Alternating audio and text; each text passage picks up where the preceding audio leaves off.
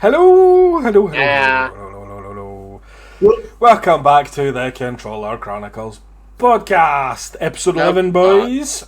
Episode 11. Outstanding, fellas. Absolutely. How are we this evening? All good. I'm fine yourself, boys. Wonderful. Absolutely wonderful. As always, I'm Nipper. Fletch and Flump are alongside me this evening. Yeah. And I suppose quickly before we get stuck into the good stuff, I suppose we kind of want to give a wee nod to episode 10, which was our live podcast episode that we did. That was just fucking carnage from start to finish. We've also got a wee visitor in Flump's camera as well. So no, listen, episode 10. It was wild. It was mental. It was crazy. I think certainly from my perspective, just a huge thank you to everybody who took part, watched. I know there was a lot of new faces that came in and watched for the first time in episode 10, so we are that fucking mental all of the time. So yeah, it was good. It was nice, and obviously we got the our community involved as well, which was just lovely and heartwarming. Absolutely beautiful. It was just magnificent. It was stupid. It was fantastic. I think it was us, basically. It was just us. Basically, Yeah. it was just us being absolute fucking morons for 2.5 hours. So it was great. Which was fucking surprising. Yeah, we picked up a couple of new nicknames along the way. So we got Mr. Worldwide and Mr. Double Wide. So You can decide. You can decide who's who. I also all. got called instead of dressing up as Hitman, I got called Shitman. So that was awesome as well.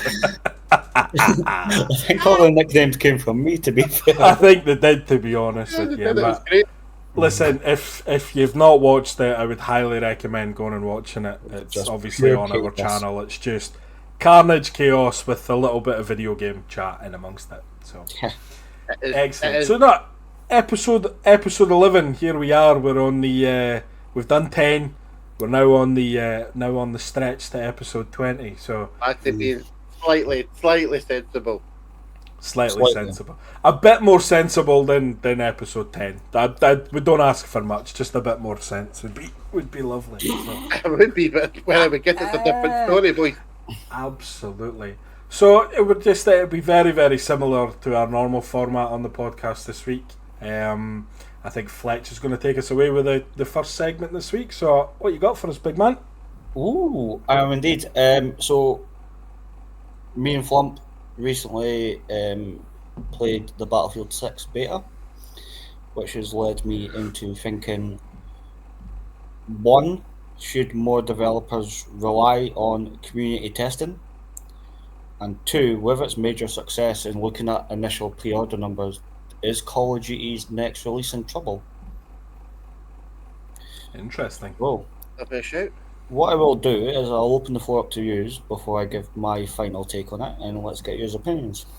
I think I'll jump in just quickly because my take on it's a little bit smaller than you guys, because obviously I didn't take part in the beta.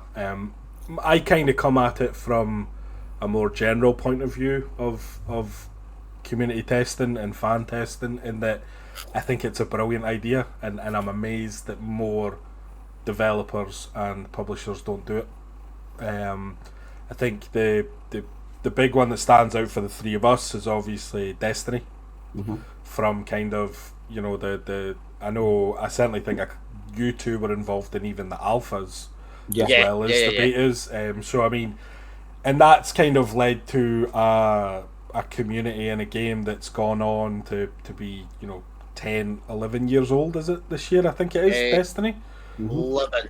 11 years old, I'm sure it 11. is. So, Yeah. you know, I think, to be honest, if you're making a game for the fans to have their input and to have what they like and don't like, and, you know, little kind of trying to get to the bottom of certain things and patch things out and test things, I think it's invaluable, to be perfectly honest.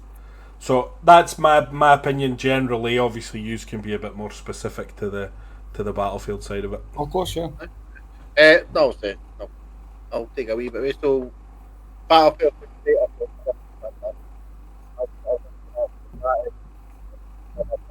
on a multiplayer game in years, since 3 or 4, to be honest with you. It was just, I'm shite at it, I'm piss poor. But I've never had so much fun as I did with Fletchy and with Livonia. They two they made it fun, to be honest with you. I actually didn't do too bad. I held my own, so I was happy. I was rocket bitch. Like, I see a plane, I see a chopper, I fire a rocket. That's my job. That's what I'm good at. But if we're going to talk about like public tests as a whole, they're really good if they're done right. I think there's been a couple of games where it's just been a fucking shit show. Off the top of my head, I can't remember, but Anthem is probably looking like it. That was a shit show. But as a whole, they can be really valuable and bring a lot of information to the development team, because whatever they've brought in from this one, they've made slight changes to the base game when it comes out, which is fair. Because when I feel like they should be releasing betas a lot earlier. That way they've got a longer stretch of time to actually make some either significant or any kind of changes. Because changes didn't come quickly, let's be honest, no matter what game you're talking about. That sort of public tests are good, but I feel it's a wee bit longer. You've got 2 games spring to mind. You've got Division 2 and you've got Space Marine 2. They have like public test servers that are on consistently. Like an actual public test server that you can download it, go in it, test stuff, test this, test that, whatever, but it's always there to use. And any changes made to the game itself get put there first, so you can go in and really get a good feel of it. So that would be like really good for something like Battlefield until the game launches. But COD has lost its way. Let's be fucking honest with you. You've got Nicki Minaj, rainbow farts, fucking anime kawaii, fucking bullet pish. It's like, okay, go fuck off. It's just lost its way. The identity that COD was just a simple arcade style shooter. Then you're obviously Battlefield, which is a more realistic simulator, war simulator, if you want to call it that. Comparing the two.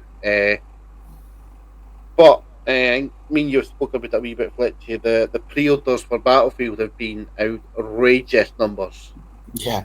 Like, genuinely outrageous numbers, and that just goes to show that wasn't just the beta test that was bringing people in. That was the quality of the game. And there's some issues with the beta, no doubt. Matchmaking was a wee bit shit, but I'm putting that down to simply being a beta. The shotgun was overpowered. I like that. That's fine. But they've already said it wasn't meant to be that powerful, so they'll be reining that in. They've got a few other things they'll be doing as well.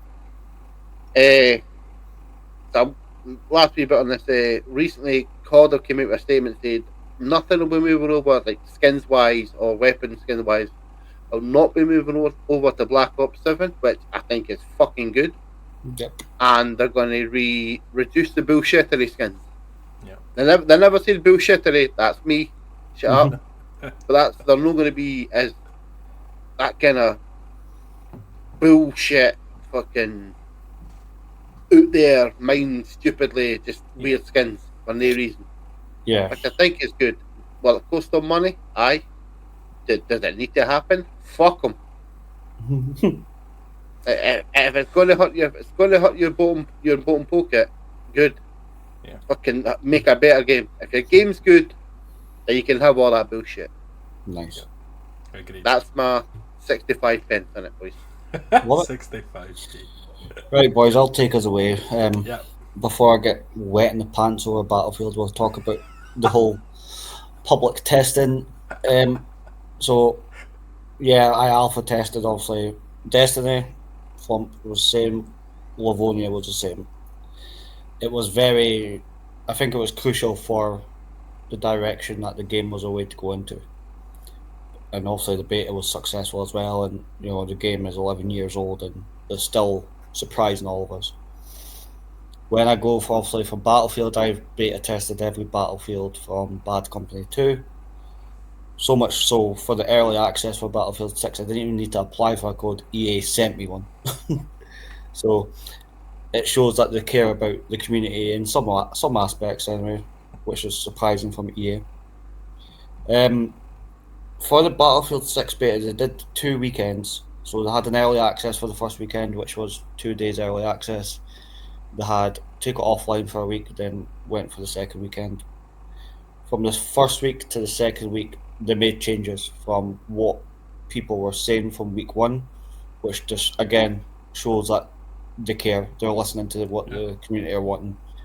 And it was, I would say the beta was a huge success. Not without problems, but they've since released a 4 to 5 page document of changes that they will be making. Yeah. And what I like what they did, they were really smart here. So they only put the smaller maps on, which allows them to stress test their servers. So the smaller maps with all the destruction, massive firefights, vehicles, and everything, that's going to allowed them to stress test the servers, make sure the servers are going to be in a good position come launch. Yeah. And like Flump touched on, the matchmaking was slow at times, but it's a beta. It's a beta. They're trying to learn. Yep. There's obviously things I want to come with the game. I don't know if it's going to happen, like the server browser from Battlefield 4, how it was easy to just find a map that you wanted to play without having to go through the whole rotation of the maps. Yeah, okay. Was good. And when obviously the custom games came out, Flump, you'll probably remember 24/7 Operation Metro with 500% tickets. So yeah, God, I still have PTSD for that, man. I still have nightmares for just sitting, I spawn, boom, dead. Yeah, so just the server browser will make it. Yeah. Touching on Call of Duty, I think Call of Duty made the first mistake it made was doing the reveal straight after the beta of Battlefield 6, because the hype was still there from Battlefield, and it just dead in the water straight away. Yeah. Originally they were going everything carries over from the Black Ops 6. Once they've seen the backlash, they've obviously came back with their tail between their legs, going, no, it's not going to carry over. Yeah. Then it was a 50-50 sort of argument from there. Nothing's carrying over, but the consumer's like, we've paid all this money on in-game purchases on these skins and we want to use them. So it goes back to the discussion we had a couple of episodes ago of in-game purchases. Yeah. So it just shows you that the developers don't care if you're spending all this money. They'll just move on and you expect you to spend all the money again. And it looks like, yes, they're going to tone down the skins, but for how long? Yeah. And they've added in aspects from Infinite Warfare that everybody hated, running along walls and jetpack jumping and everything. So, no, I think Call of Duty for this release is in a lot of trouble. Yeah. But for next release, they're going to learn from their mistakes, and Battlefield's going to push them back to boots on the ground in the right direction, I think. Yeah. I only hope, because competition's healthy. Competition in gaming is healthy, and we need it. But Battlefield's back, baby, and I'm happy, man. Yeah, good. I'm awful glad, because I don't think me or Flump could have stood another bad Battlefield game for you. I mean, at least then all three of us would be in a very bad emotional state, by the way. Oh God, yeah, no. Beyond it, don't even like football. So yeah, no, it's good. How much do you mean in that? I was. Yeah, no, listen, it seems to me like it's almost like COD's lost its way a little bit. Battlefield stepped up to the plate and decided to knock one out of the park. And you're right, it's a case of, Call of Duty, what you got. Like, let's see what you've got, and if you can come back, it means that at the end of the day, the gamer, which is us, we get good games, and that's what it's all about. And I think any gaming community is just the important thing is that we're listened to. If we're listened to, then mistakes in games can be forgiven, or elements you don't like in games can be forgiven, as long as the developers just fucking listen. Mm-hmm. And to touch on something else you said, but you say competition is good for gaming. The times when COD was really good and Battlefield were really good, you had really good games. Like when they two were like legitimately fighting out, so many games were fantastic. Yep. Yeah, that's when you're speaking about Bad Company 2, Battlefield 3, Battlefield 4. Yep. That was when, Call of Duty 4, World at War, Yep. Modern Warfare 2. Aye. And the cracking COD, The basically. good games. Yeah. The ones that even I played. That's when you know. No. If Nipper plays a PvP game, you know it's good. It must be alright. Yeah. Right, boys, I've not told you about this one, but surprise, motherfuckers. Fletchy's got a challenge coming in. Yeah, baby. So, Fair. we all have a favourite gaming character. Yep. Flumps. Go on. Yeah. I have a couple, so And we'll all agree that sometimes our favourite character makes our games enjoyable. And it's the reason why we play a game. Yeah, that's fair. yeah. Now, take your favourite character Oh, fuck. and put it into a game genre you dislike. Would you still be able to enjoy it just because the character makes it what it is? Yes. Yeah, I think so. I think Right. so. What we got? Yeah. Then? I'll let you go, Nipper, first. I think the just the sheer deep rooted love that you have for these characters, and from my point of view, a whole bunch of my favourite characters come from like JRPGs and RPGs. So you spend hundreds and hundreds of hours with these characters and getting to know them inside out and all the rest of it. So putting them in a slightly different setting or game doesn't necessarily mean it's a bad thing for me. So for example, the first one that immediately came off to my head is Final Fantasy VII. Vincent Valentine's my favourite character from that game. I put him in a first person shooter. He uses guns as weapons. We're alright. It's fine. Yeah. Taken care of. He might be a bit confused about the whole everybody not doing turn-based attacks, but he'll get used to that, I'm pretty sure. But then again, you take it a step further and you go, right, characters that I love from, let's say, Leon Kennedy from Resident Evil, for example. You put him in, I don't know, a first-person shooter or that environment.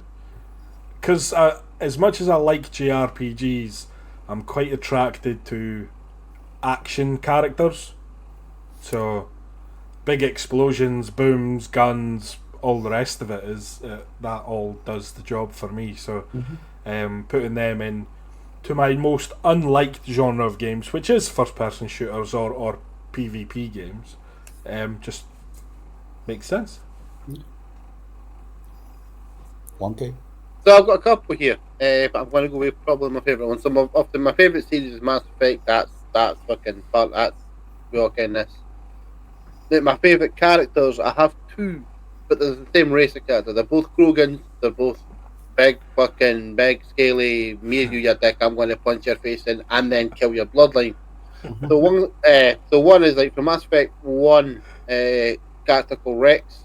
He's big Krogan, big bastard, big. I just want to hit things, and I want to hit some more things, and I want to grab a motherfucker and hit a motherfucker with a motherfucker. Simple as that. And then Mass Effect 2 has a character called Grunt, which is essentially the same, which is fantastic. So either of them in a turn-based game is fantastic because they're essentially a tank character, and as soon as it's their turn, everybody's Boom. He picks somebody, kills them, next person please. Love it. And the other one is probably Kratos.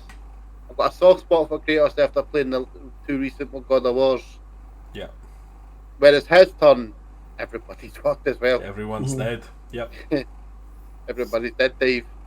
I think it's funny because also we're all going to choose something, and what you guys have chosen is actually sounds like a decent game. Yeah, again, it works.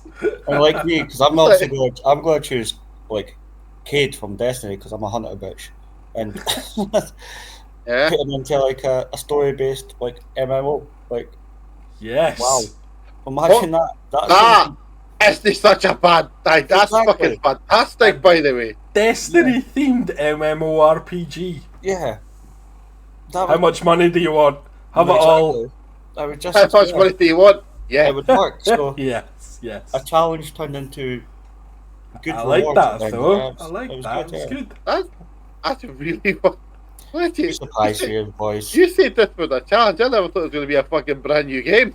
No. We've just made 3 new games. Yeah. Love License to print money. License to print money, boys.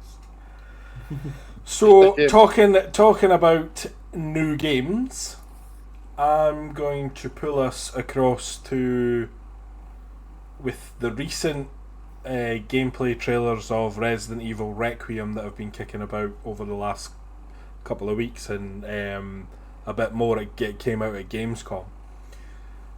It looks very much like they are stripping the Resident Evil franchise back to its absolute roots in terms of survival horror, making the players shit their pants, no ammo, no way to survive, all the rest of it, all the good stuff that Resident Evil originally had, and then just quite naturally progressed into more action kind of things. So I was kind of doing a lot of reading about Requiem itself, and the main point they'd said about Requiem is they didn't want Leon Kennedy as the main character in Requiem because they wanted to go a lot more atmospheric with the game, and Leon at this point in his life has been through Resident Evil 2, Resident Evil 4, Resident Evil 6.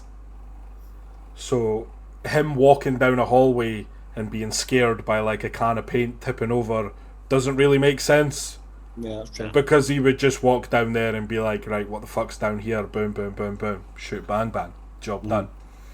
Dirty. So what I liked about it is they explained that in a very logical fashion, but it does kind of lend itself to the fact that they're stripping it right back and going proper old school and basically trying to make the player shit themselves.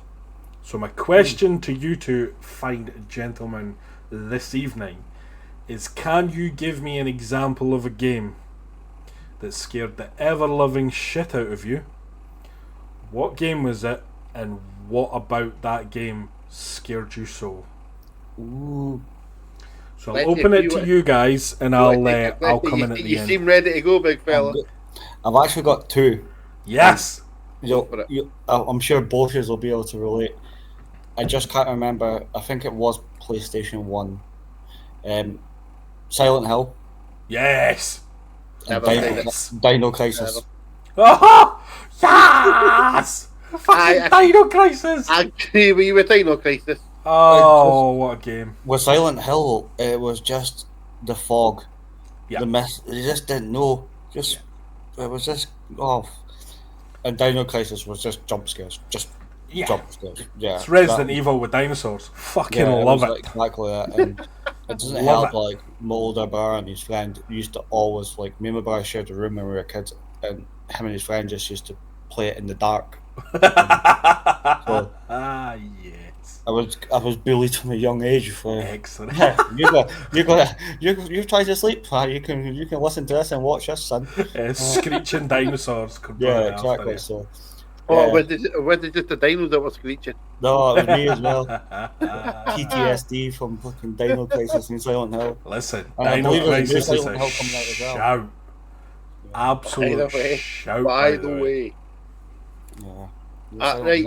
As well. You know what? Just quickly, just on the Silent Hill part of it as well. The original Silent Hill you're talking about, obviously on the PlayStation 1. Do you know what I found was more scary about that than anything else? Was just none of it made fucking sense. Yeah. It was fog, and it was these creatures, and because it, at that sort of age, we were probably young enough that we didn't really understand mechanics behind games and what these monsters represented, or what the fog represented, or what metaphors in games just straight over our head. But the fact that none of it made sense, and these fucking monsters were just absolutely terrifying. And it just, I totally, Silent Hill is an unbelievable shout for that. Especially coming from me. I know, because it's story based and probably lasts more than 5 minutes, so well done. That's fair. That's fair. I'll take it. First off, I want to apologise. I'm yawning, it's been a long day, don't fucking judge me. I didn't get an afternoon nap. No. I know, that broke me. Anyway, so first off, I have not seen the Nick Bane trailers. That's fine. I'm not going to say I'm not bothered. I will watch them.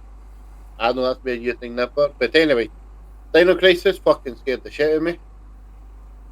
And that's okay. I was a child. But there's a game recently I'd say recently, more recent than fucking Dino Crisis, that put the fucking fear of Jesus Christ in me. Yes.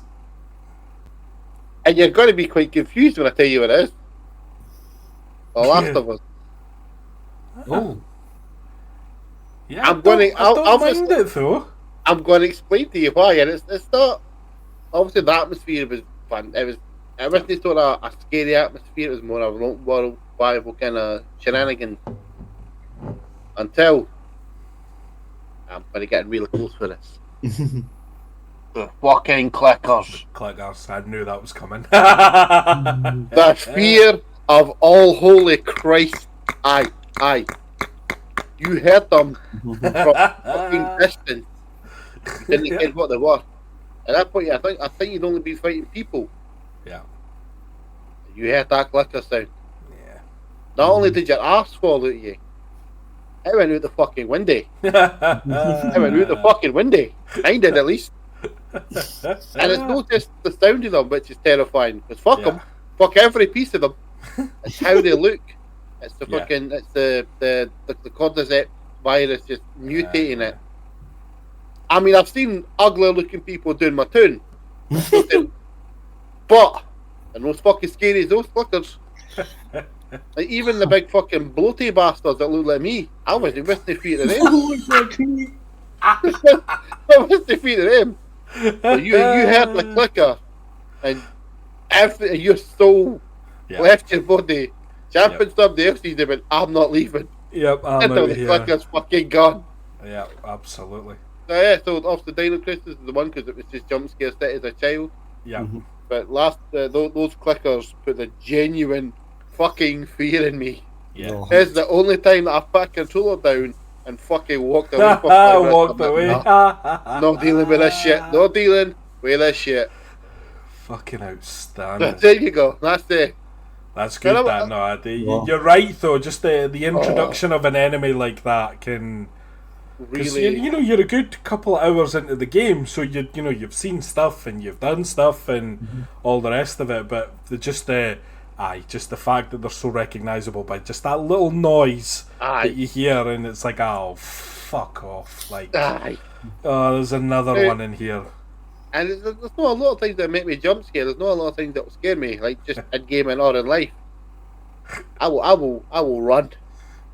I will beat Usain Bolt in a 100-meter run to get away from one of them. That includes going uphill, and I don't give a fuck. I'm gone. Flump. Brilliant. Now I'm gonna be fucking hearing that in my sleep. So thank you, Stephen. Fucking so thanks for you prick. Anyway, that's me. Give me a move on, please. I hate them. I hate them so much. Well, at least I know what voice note I'm sending you later on tonight. Hey, you think he's joking? He's fucking not. He will do it. Oh yeah. I'm not gonna give him ideas because I'm hoping just to fucking think of the thing I'm thinking of. You can't show weakness here. Can't show weakness. Yeah, no, listen, those are brilliant, by the way. And to be fair, I'd kind of forgotten about Dino Crisis in terms of Oh God, just yeah. how scary it was at the time.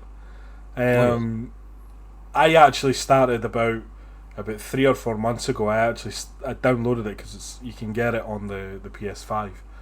And no, sorry, Dino Crisis 2 you can get on the PS5. Yep. I actually downloaded it and started trying to learn the speed run, but it was good for just sheer nostalgia and like, oh my god, I remember as a kid utterly shitting myself. And it's a great shout. I'd not even considered that when we were thinking about this. So no, it's good. Mines, right? So I need to paint a bit of a picture for you here, boys. Okay, so take yourself back to October 2008. Be a nice mid October evening. Be quite cozy. It'll be dark because it's 8-9 o'clock at night, so it'll be quite dark. Nipper loads up his Xbox 360, fires it up, opens the tray, puts a nice disc in of a game that he's just bought that he's been excited to play all day. Only to realise that for the next 3 hours he is going to shit himself absolutely senseless. You got the red ring of death. Oh, sorry. Nah, fuck. I wish I got the red ring of death here, right? So the game I'm talking about is the original Dead Space.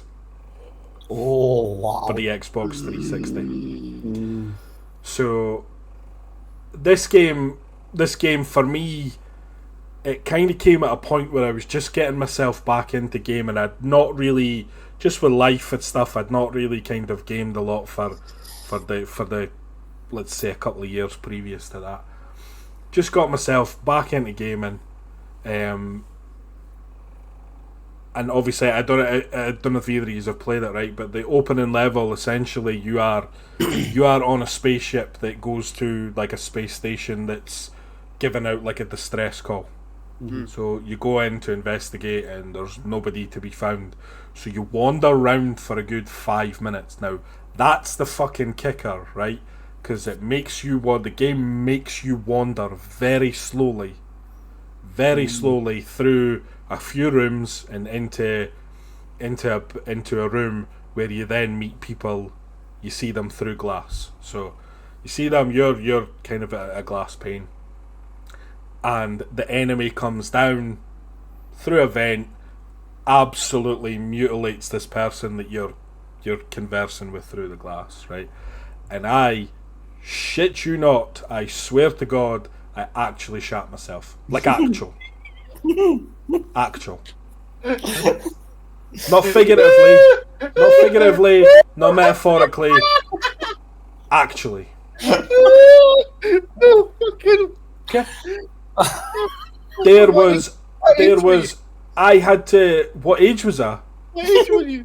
2008, I'd have been 21. What? Calvin playing a Welsh shot. Oh no, we broke him again. Fuck's sake. Somebody get down there and reset Flump. Fuck's sake. I'm sorry. You can continue, son. So now, obviously, at that point, it was a fucking press pause and put the controller down, and it was like, fuck's sake, man! Like, oh my god! Like, I actually shat myself, right? So anyway, the game kind of kicks on. I think we've actually killed Flump. The game carries on from there, and you kind of it develops into quite a normal survival horror game. Very good survival horror game, but just that, the RPG elements come into it and you level up and all the rest of it. So what made this game unbelievably scary is I wasn't expecting it when the enemy was revealed, because they do a good job of just bringing it out at a time where you're like, oh, we're okay, and shit yourself, right?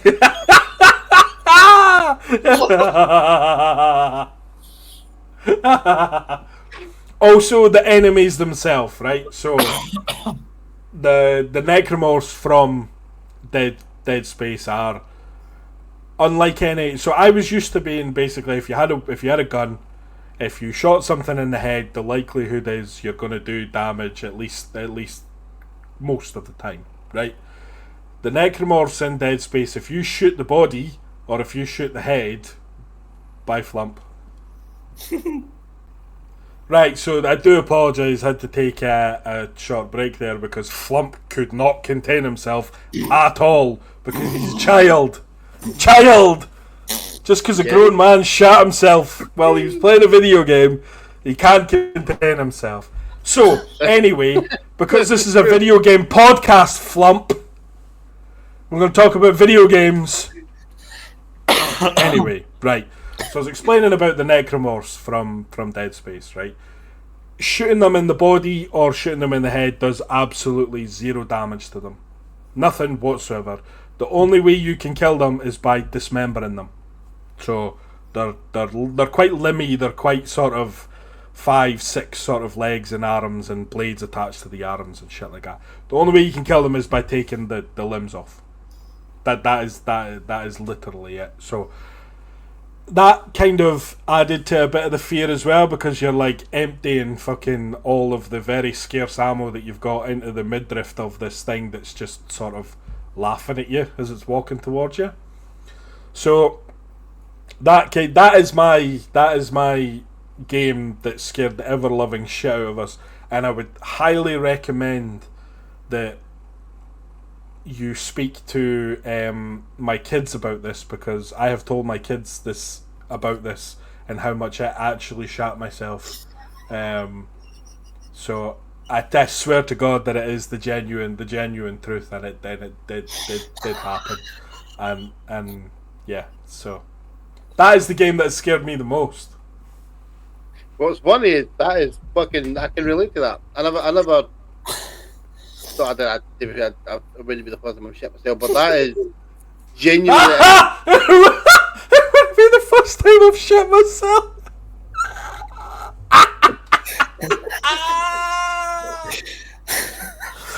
Well, you're on Flump 4. Yeah, at least I was wearing a fucking nappy while I did it. but before we break, let's to get back to it. Okay. Like that. We told you we were unhinged. We told you we were fucking. Absolutely.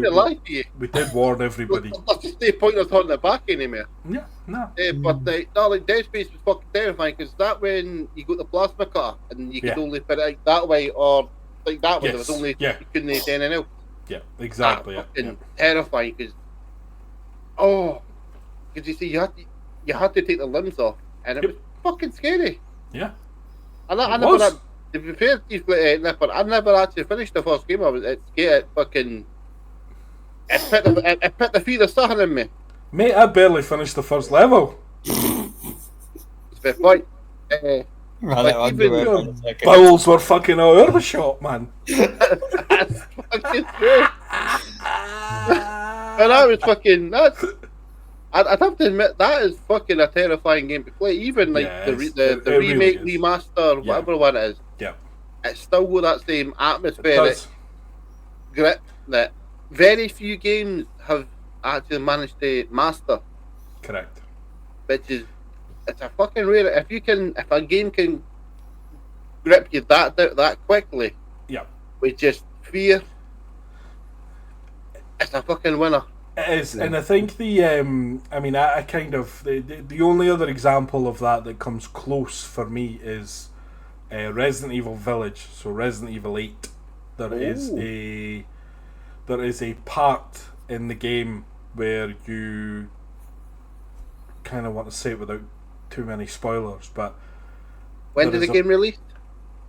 Like, to be fair, about 5 years ago, 4 or 5 years ago. Cool. Maybe. If you consider this a spoiler and you're upset, go fuck yourself. Yeah. So essentially, there's a part in the game where you go into this dollhouse and it's very like it's little dolls. You can imagine just how creepy it would be anyway from that point of view. But anyway, you work your way through this house and you're met with what can only be described as a really deformed fetus, I suppose is the best way I can describe it. If you've not seen it, I would highly recommend googling it, right? Because I'm not going to do it justice here. But essentially, you it comes out of fucking nowhere as well. By the way, you're literally going down and it just turns the corner and it's like, hello. Like it's fucking, it's creepy as shit, right? No. And it's you need, the thing is you need to stay away from it because it's a one hit kill. If it catches you, you're dead. Like it's game over. So that's the only other time that's really got me as close to being like, oh, you fucking dirty bastard, yeah. Like, get out of here and like nearly throw my PS5 out the fucking window type effort. So, those are my two, but the Dead Space, just because it kept at me the whole time I was playing it. Just enemies coming out of vents and coming down on the screen. It just fucking everywhere. The whole game was terrifying. So yeah, that's me. Genuinely. So, please, someone, for the love of God, give us something a little bit lighter to discuss. Nah. Ah well, go fuck yourself. Do it yourself, pussy. Yep. Right, so I will actually give us a little bit of the, so we say lighter side. Yeah. Because we need it. One of us to lose the shit, one of us has lost the shit, another one is Fletcher. So, that is kind of clicked to you a wee bit there. If I was watching Gamescom last week, I didn't watch too much yet, to be honest with you. Won't lie to you, I watched bits and pieces kind of on the YouTube and that. But what I did see is the game Expedition 33. They have a piece of music called Alicia that was performed live by the singer and the producer yet. Yep. That, by the way, that dude is what fucking outrageous. SoundCloud started fucking some of the most fantastic pieces of music you'll ever hear in your life. Yep. But neither here nor there. So I was watching that and I was just, how do I put it? I got lost in it for a little bit because it's good seeing, like, listening to it on Spotify or in game. Yeah. But actually hearing it live is a completely different kettle of fish. So, thinking about that, and I knew this episode 11 was coming up, so I was like, it's a question that I don't think has been asked before, or at least not been fully discussed yet. Yep. So I want to word this correctly. So I've got my wee notes up because I'm going to have to fucking read for them. It took me a while to get for this brain onto paper. Those 4 brain cells worked overtime for that and then they get paid. So, a question to you boys is, what video game soundtracks or particular piece from a video game invokes some feelings or emotions, whether it's like rage, fear, joy, sadness, again, old memories, anything like that? What do you have, boys? I'm going to go last because I could be here a while. Not even lurking, but on you go. Fletch, you want to go? Yeah, because mine's is simple. I like it. Honestly, he's got a point. It is good. Battlefield, mate.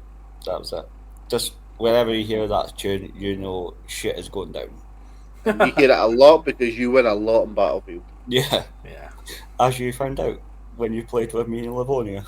I didn't win shit by myself. I won nothing but dubs with they two. Yeah. But yeah, I'm short and sweet. It's just that. It's just, yeah. Yeah. Put smiles on my face. Genuinely fair. Nipper? So mine's is a little bit more kind of convoluted because the games I play rely a lot more on soundtracks and particular pieces of music. So I kind of narrowed it down to one game, which is Final Fantasy X.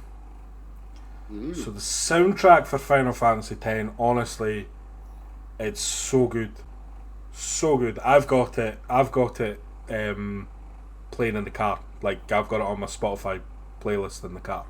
It's just what I like about it so much is it's so varied. So there's upbeat parts of music, there's somber parts of music, there is outright, heavy, like metal, basically heavy metal music that's involved in it. It's just everything, but the game almost dictates that because of the emotions that the game takes you through while you're playing it. So there are parts where everything's fine, there are parts where everything's shit, and there are parts where it's just like you just need the fucking like it's just unbelievable. So for me, Final Fantasy music in general is unbelievable. They have a whole series of concerts like dedicated to just the soundtracks from the games. So if you can develop, the ability to sell out concerts, whether it's in the UK, the US, or Japan, anywhere across the globe, then for me that says to me that the soundtracks are just like next level, like different gravy. So Final Fantasy X soundtrack for me, just because of the sheer range of emotions that it takes you through. Yeah. Fair, honestly fair. There's I like that. anything in that like specific sort of Final Fantasy soundtrack that kind of hits you, or is it just as you say, just as a whole, it just hits you specifically? I think it's just, Final Fantasy X, again, you're way to get me started on one of my favourite games of all time. For me, anybody who hasn't played any Final Fantasy game, hasn't touched the series at all, for me, Final Fantasy X's the entry point. That would always be the game I would recommend that is played first, because it is the best of all of it. It's got the storytelling, it's got the characters, it's got the mechanics, it's got, it's perfectly paced, it's not bloated, it's not, you're not fighting for hundreds of hours just to get to the next bit. It's a very long game, as you would expect from a Square Enix JRPG, but it is perfectly paced, and it's also probably take us on to almost another topic. It's also the ending of Final Fantasy X is probably one of the most emotional endings that I've ever experienced in a video game, just because of how it is. But that kind of tells you sort of everything that would be my entry point for anybody who wants to play the Final Fantasy games, because you get 10, you can then go back and play some of the ones that are considered the classics, the likes of 7, 9, 8's kind of the weird cousin that nobody really speaks about. You've then obviously you can move on to the likes of 12 and 13, which tried to take advantage of the improved sort of hardware by being on the PlayStation 2. And then obviously you've got the later entries from, 14's the MMORPG, but like 15 and 16, which are more probably about the set pieces and the combat than they are about anything else, which I'm not sure if that's the right way for Square Enix to go with the franchise, but that's probably a whole different other ballgame. But 10, I would say for me, just plainly because the music always hits perfectly at the right time depending on what you're doing. So there are different parts of the game where, like I say, there's, because of the storyline and the nature of the storyline in 10, which I don't need to go in too much to, but it's a very sad story from the kickoff. So there are points where the music just hits perfectly. There's, at the very start of it, the character that you play as, mainly the main character, Tidus, he's like a sports star, like an athlete. He's really, really famous, and the music that plays in that is it's like heavy metal rock, and it's like proper, really heavy, like Rammstein type, really hard and heavy, but it's fucking unbelievable. And it almost elevates the character to like a different status just because he's in that cutscene and you think, fucking hell, this guy's the balls. And I think as the game goes on and you mature with the story and you push on through the story, I think every time a set piece of music kicks in, it's perfect for whatever's going on, whether it's background to the scene that you're playing, or whether it's an actual cut scene that's got proper music through it. But it's just perfect. I can't other than saying it's perfect. I could sit literally and talk about it all night, but it's That'll be another episode. yeah, I could Yeah. probably do a whole episode on Well. that game itself, to be honest. Yeah. That may not be such a bad idea. Do it yourself. Absolutely. So that's me. So what's your take on it? It's so I don't hide it. I love like video game scores. I love pieces like Division 2, but it's sort of heavier metal, sort of heavier sounds. That's fantastic. Battlefield, even that just is fantastic. You go Destiny, obviously is fucking. Yeah. That's never hit wrong with a piece of music. You've got Expedition 33, which is Just that's a masterpiece. Unbelievable. There you go. Gears of War, where it's sort of but I put it, it's quite heavy, but it's sort of choirific sort of sounds as well. Yeah. Mass Effect is just. But there is 4 very specific pieces for games that not only are on my Spotify playlist, but are continually in my most listened to songs of the year. Oh. Give I'll us go. them. I'll go and go through them. So, that's still probably the shortest one. It's the original Halo theme. Brilliant. So, Iconic. turning that on for the first time, listen to it. You got the Gregorian chant and the Gregorian fucking just got it. You got the slow drum build into the as it starts, and then cymbal hits, and you're just in fucking you're just in. Yep. You're just in. You listen to that, you fucking you turn into Chief of the you're going through fucking slaughtering cunts like it's left, right, and centre. Yeah. That's probably the quickest one. So let's see what I'm going to go for. We're going to go for. There is this is from Mass Effect Andromeda, probably my 3rd favourite in the series. Yep. Yeah, it's a song called A Better Beginning, and if I'm remembering it correctly, because since I played it, nobody knows since I've listened to it, but since I played the game, it's at the near towards the end of the story. It plays at the sort of start as well, but it's more towards the end of the story. And I've got my notes up here. I'm going to read for them. So if you see me reading for them, it took me long enough to put these on the fucking screen because say to you, Della, I am done trying to remember my shit because I can't remember my own fucking name half the time. Not even kidding. Right, so you'll notice a theme with all these songs. You'll probably see it. So it's quite a slow build up. It starts slow, just kind of. So it slowly settles in, and you got a nice wee cheeky French horn in there. So I seem to love songs with a French horn. I don't know why that is. Then the game just sort of just kicks in a wee bit, starts swelling. You start feeling like fucking. I can be doing something here. I can be doing something here. And it kicks into high gear, and it's just fucking.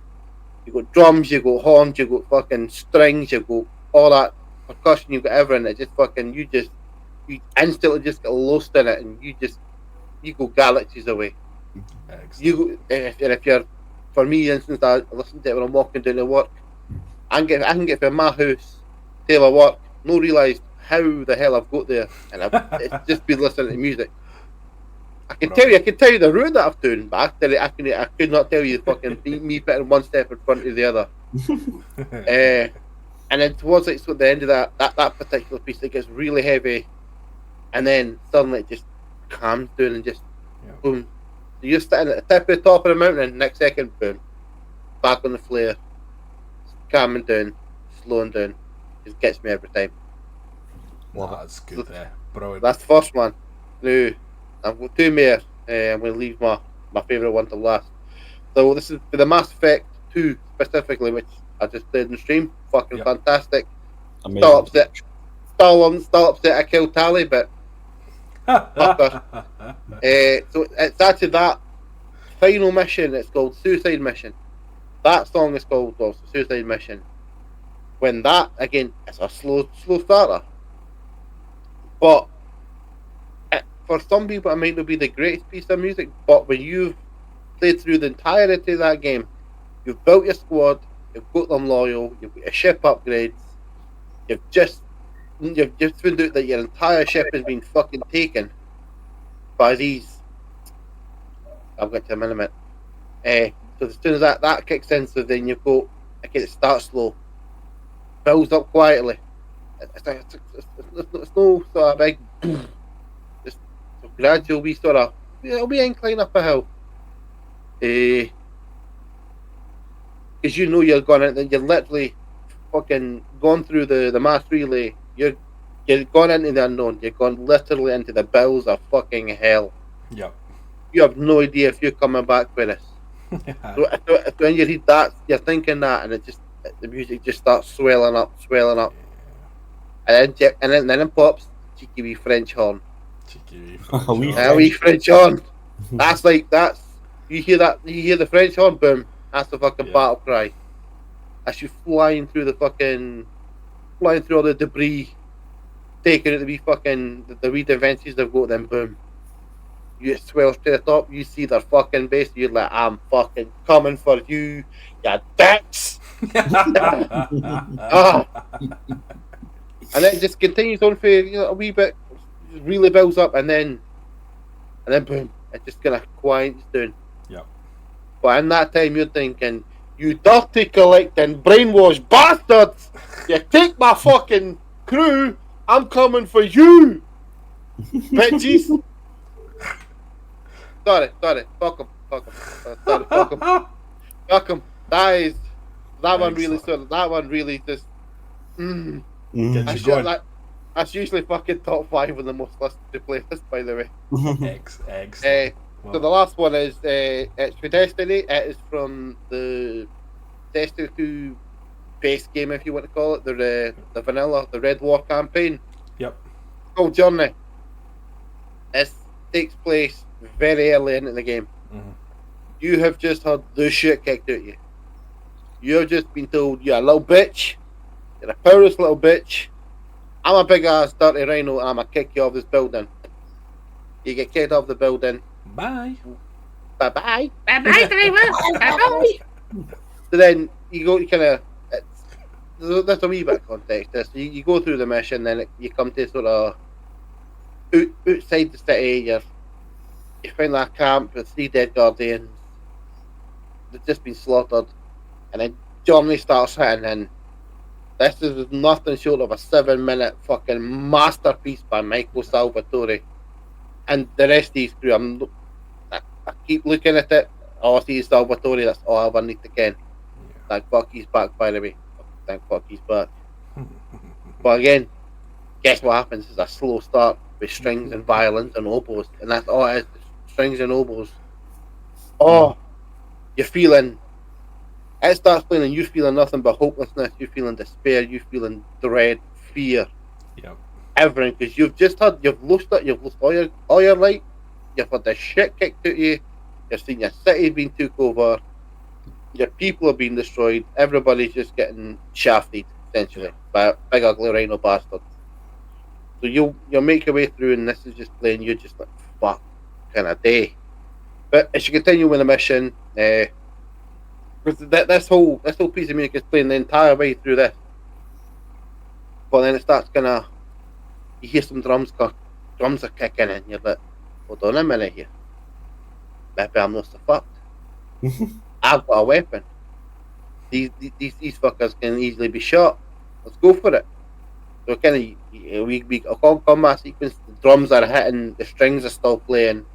It's that nice mixture of despair but hope, if you want to call it that. And it just fucking swells up just a little bit more. Brings in some vocals. Everything's a little bit on the... I'm not going to say lighter side, but it doesn't feel as despair and despondent and bad. It feels there's a little bit of something here.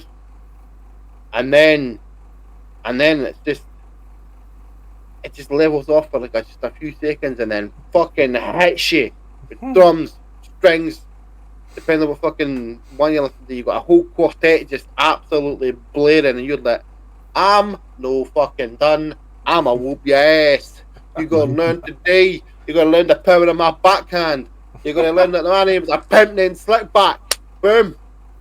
Sorry, he wants a lot up in the head. So again, it just keeps growing, and then it really kicks in with your horns, your drums, your percussion, all your strings. You really feel this sense of that. But there's hope is not lost. I've got this.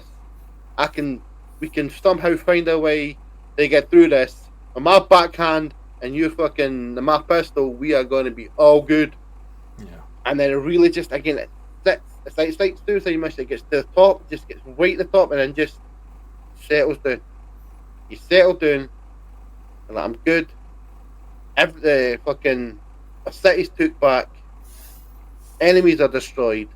Their main bad guy is just being fucking obliterated in a cloud of light goo, if you want to call it that. It's fucking beautiful. If you've never seen it, they're on YouTube, so fucking cutscenes are fantastic. Yeah. But then it just settles off and it just comes in, you're like, we're good. We got this shit. Yeah. You fucking got this shit. I apologise for that, lads. I can get a wee bit lost in the music. And, very good, mate. Very good. But I'm going to add because I wrote this down earlier on today, so I'm going to add a fifth. Okay. And you will agree with me on this, Nipper. There is no doubt about this. You know exactly where I'm going with it. Expedition 33. Yes. Now, I'm not going to spoil nothing, but if you consider it a spoiler, go fuck yourself. Renoir is the second fight. Yeah. If you consider that a spoiler, why not play a game? Why not play a game? Some game. Why not play a game? So Renoir's second fight. So I'm not going to go through any because I could be here forever. But you know that. Yeah. That kicks in, and you're hearing Alicia and Renoir. They're both fighting. They're both singing in between, like the male voice, the female voices. Yeah. The contrast between the two. Yeah. But I think it's about a minute or so in, minute a bit. Just takes off. Oh. Yeah, When it's good. When that hits, you not only does your soul leave your body, it leaves the fucking planet. It leaves this realm. No, that is magnificent. It's just it's glorious. And that is an 11-minute piece of music that, to me, does not have an equal in length. Yeah. Journey comes close, but that 11-minute piece of just absolute beautiful magnificence does not have anything close to in video games. No, it's very, very good. And I think what kind of makes that is how well they fit that into the particular part of the game in terms of that flourish where it takes off.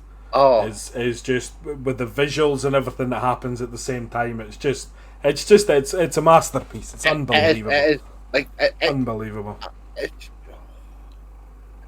Words just didn't describe it. Yeah, it's just that describes it perfectly. And that is very between that's now top 3 of my all listening song. Yeah, it's like I will very happily listen to that. So when I get about halfway hitting what I'll put that on. Yep. I'm lost. And away you go. Yep. I'm gone. I am like that's experiencing absolute sheer joy and happiness, and then it finishes and I'm sad again. Yeah, definitely, mate. No, listen, that was unbelievable. You described that in some. I think what it does just describe is just how important music is to video games. Yeah. In terms of if they can get it right, and they can do it well, it elevates the whole experience for games. Very much so. I couldn't agree with that more. That was excellent. That's mine. I will shut the fuck up now. You must be. That's too much talking for me, boys. Thoroughly enjoyed that, mate. I just quickly before we kind of wrap up for this episode of the podcast, I just wanted to quickly go over a couple of bits that came out at Gamescom that I think are quite interesting. And I mean these are quite personal and quite obviously, I'm biased because of my tastes in games, but I know that's fine. Go for it, lad. I mentioned Resident Evil Requiem. There was a new gameplay trailer shown for that, and it looks so fucking good. Like, I genuinely can't wait to get my hands on that and to get it streamed and to just do everything with it. I'm absolutely buzzing for it.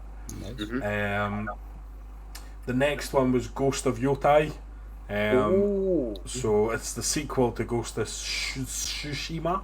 Tsushima, easy for me to say, which was a very, very good game. And it caught my eye, not because of the prequel to it, but just how good it looks. Like it's obviously set in, forgive me, but it's obviously set in the eastern part of the world, which it looks just unbelievable. The colours and the vibrancy in the world that they've managed to develop is just unbelievable. Looks so good. Yeah, it does. That does look good. I've seen bits and pieces and that. I mean, if Ghost of Tsushima is anything to go by, that's going to be a damn near a masterpiece. Absolutely, totally agree. At least visually. Yeah, I mean, you could probably as well put a bit of the musical factor into that as well, because Ghost of Tsushima has an unbelievable soundtrack to it as well. Next one up is a bit of fun for hack and slash fans. So Ninja Gaiden 4. That looks unbelievable as well. It's a game I've played a couple of the previous games, and it is just as hack and slash as you can possibly get. But it's that's all you want. Good, and it looks unbelievable. Really? This one caught my attention because we'd mentioned it on the podcast previously. So Outer Worlds 2. Very much looking forward to that as well. Oh, that looks so good though. And it's out like in October. The 20th, I think. Yeah, I couldn't believe it was this side of the year we were getting that. So. And do you want to know what makes it just that slightly bit better? Yeah, boy. It's on Game Pass, folks. Straight on the Game Pass. Love Day one on Game Pass. Very much looking forward to this. Oh yes, son. Oh yeah. So the last one that I want to just quickly, just before we wrap up, I just want to mention is Silent Hill F. The new trailer was announced for that. It looks fucking terrifying, as you would fully expect from a Silent Hill game. And just a side note, because we love voice actors so much, the voice actor for the main character of Silent Hill F is Susie Young, who is the voice actor for Yuffie from Final Fantasy VII Remake and Rebirth. So it was just a nice little connection that I made there. So very talented voice actor. So looking forward to seeing how she performs in that. Lovely. That is my big takes from Gamescom. I think there was a hell of a lot more that came out than that. Oh, Christ, yeah, there was so much that came out. Yeah, that's been a hell of an episode. Yeah, no, I think we'll on the back of that we'll probably wrap that up there. I think obviously let us know in terms of your favourite music from video games as well as games that made you shit yourself along with me. I'd really appreciate some support on that matter. That would be lovely. Your opinions on the COD and the Battlefield debate would be actually really good. I'd like to get other people's sort of points of view on it. Yeah, 100%. Absolutely. The different opinions, the different opinions we get, the better it makes it, as far as I'm concerned. Yeah, of course, sure. Yeah, no, absolutely.